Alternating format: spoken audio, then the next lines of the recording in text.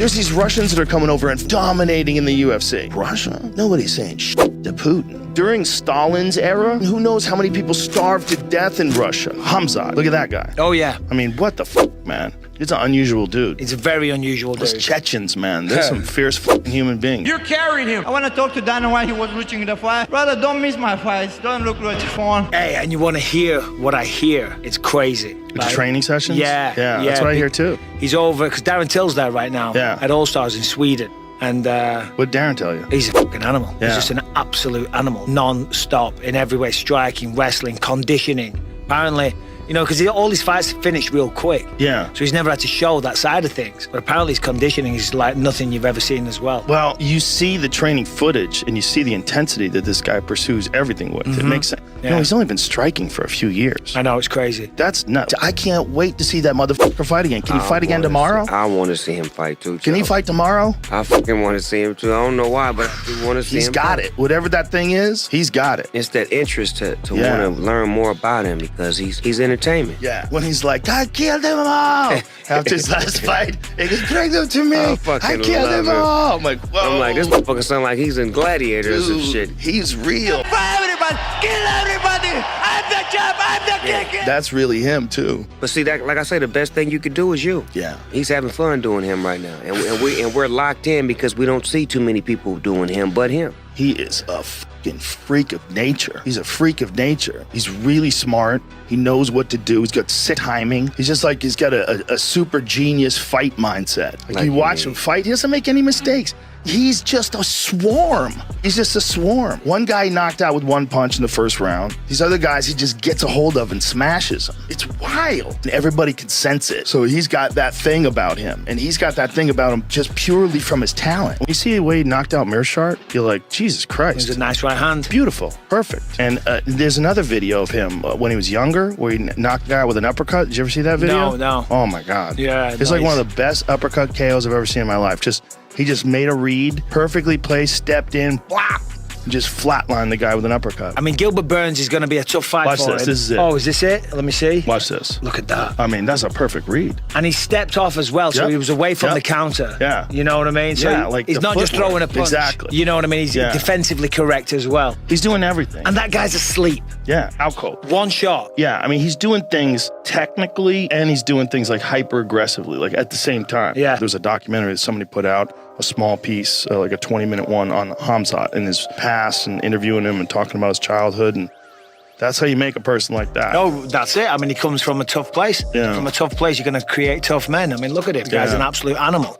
And that's why he trains so hard.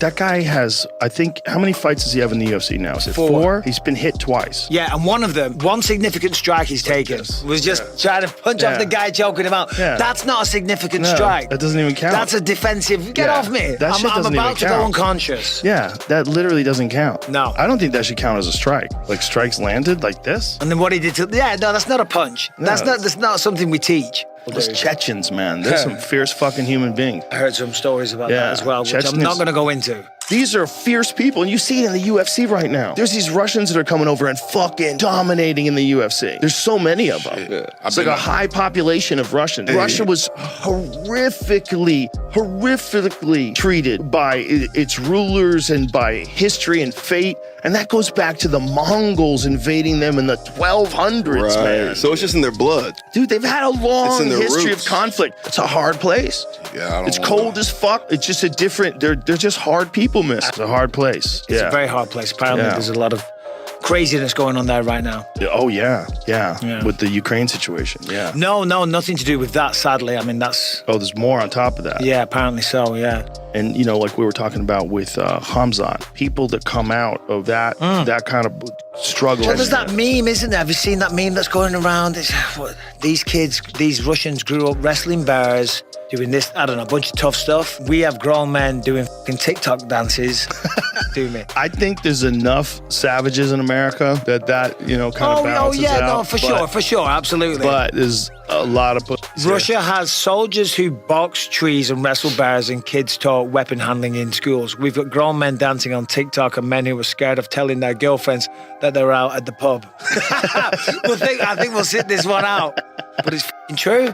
It's true. It's true, but I think what the terrifying thing is, if it all comes down to nuclear war, the toughness does not. It doesn't matter. Doesn't mean anything. Someone's willing to shoot missiles into apartment buildings and do the shit that Putin's already done in Ukraine. Where's the line? Like, where is he willing to draw the line? Well, that's it. The fucking real reason is no one should be a president. This is a good example, because I think that with Biden, it's probably a lot of people helping him out. It's probably a gigantic group effort. But Russia, nobody's saying shit to Putin. Nah.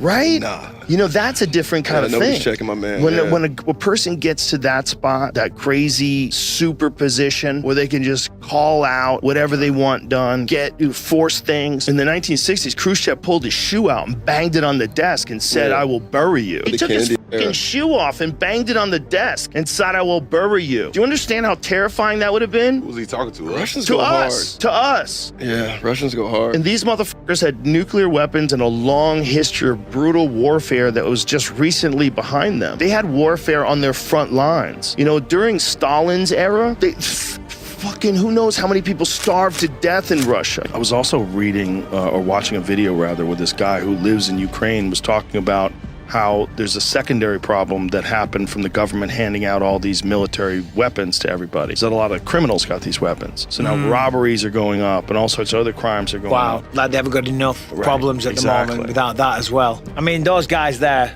just civilians picking up guns in the street and fighting the Russians. I mean, that is wild. Yeah. And a lot of those people that we just mentioned, they have a way to escape. They can leave, but they're saying, no, we're staying and fighting. And it's so inspirational, it's so scary. I mean, I heard, my wife told me yesterday, the orphanages, they're really suffering because the workers have just left. Oh, Jesus. So there's kids, orphans, alone in orphanages with no one taking care of them. Do you know what I mean? It's so messed up.